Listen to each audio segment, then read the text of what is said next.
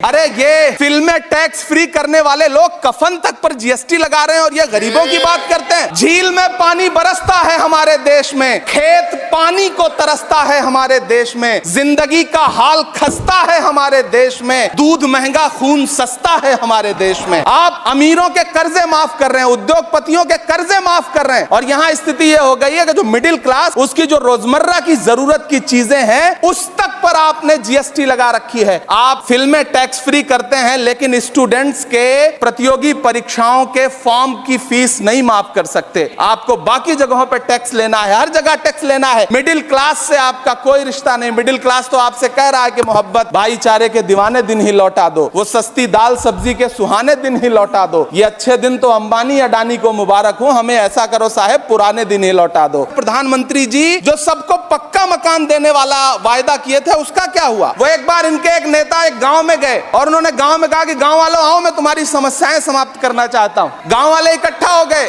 नेताजी ने गांव वालों से कहा बताओ तुम्हारी दो समस्याएं बताओ, मैं दोनों समस्याओं का यहीं पे समाधान करूंगा। तो गांव वालों ने कहा साहब हमारी पहली समस्या है कि हमारे यहाँ कोई हॉस्पिटल नहीं है। तो नेताजी ने मोबाइल निकाला, कहीं फोन मिलाया और मिला के फोन पे पता नहीं क्या कुछ कहा कि यहाँ गांव में हॉस्पिटल नहीं है, हॉस्पिटल तुरंत यहाँ हॉस्पिटल चाहिए। गांव वाले खुश हो गए कि 1 मिनट में यहाँ हॉस्पिटल आ रहा है। अगली समस्या के बारे में उन्होंने नेताजी ने गांव वालों से कहा कि मैंने आपकी पहली समस्या समाप्त कर दी, दूसरी समस्या बताओ। तो गांव वालों ने कहा साहब इस गांव में कोई भी मोबाइल का नेटवर्क ही नहीं है। ये है इनके काम करने का तरीका, ये है झूठ बोलने का तरीका।